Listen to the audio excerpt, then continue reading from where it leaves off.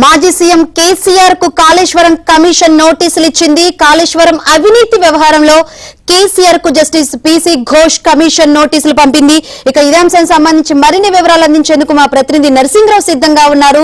నరసింహరావు, కాళేశ్వరం విషయంలో మాజీ సీఎం కేసీఆర్ కు కాళేశ్వరం కమిషన్ నోటీసులు ఇచ్చింది. ఇప్పుడు కర్త కర్మ క్రియ మొత్తం కేసీఆర్, అన్ని వేళ్లు కేసీఆర్ వైపే చూపిస్తున్నాయి. ఈ వ్యవహారంలో ఏ విధంగా ముందుకు వెళ్లే అవకాశం ఉందంటారు? ఎస్ శంకరి, దాదాపుగా సుదీర్ఘంగా ఏడాదికి పైగా జస్టిస్ పీసీ ఘోష్ కమిషన్ దీనిపైన విచారణ జరిపింది. సో ఈ విచారణలో భాగంగా బ్యారేజీ నిర్మాణంలో పనిచేసినటువంటి క్షేత్రస్థాయిలో పనిచేసినటువంటి ఏఈలు, డిఈలు, ఎస్ఈలు, సిఈలతో పాటుగా రాష్ట్ర స్థాయి అధికారులందరినీ విచారించింది కమిషను. వారి వాంగ్మూలాన్ని తీసుకుంది, వారి దగ్గర నుంచి అఫిడవిట్ల రూపంలో కూడా వివరాలు తీసింది, వాటిని క్రాస్ ఎగ్జామిన్ చేసింది, బహిరంగ విచారణ జరిపింది.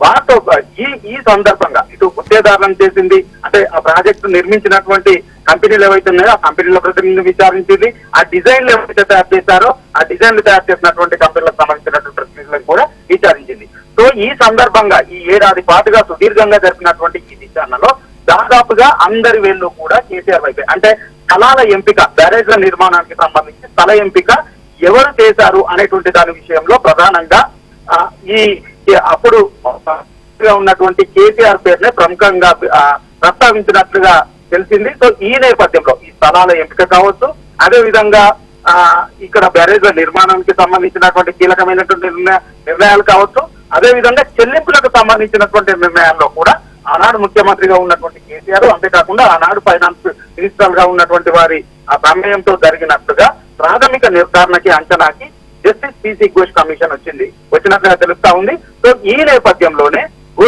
ఘోష్ కమిషన్ ఫైనల్ గా విచారణ దాదాపుగా ఫైనల్ దశకు, తుది దశకు చేరుకున్నది.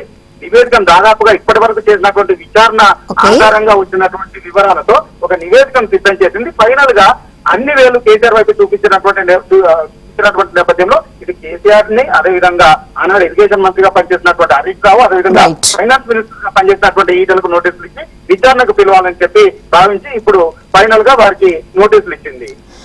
Right, thank you Narasimharao.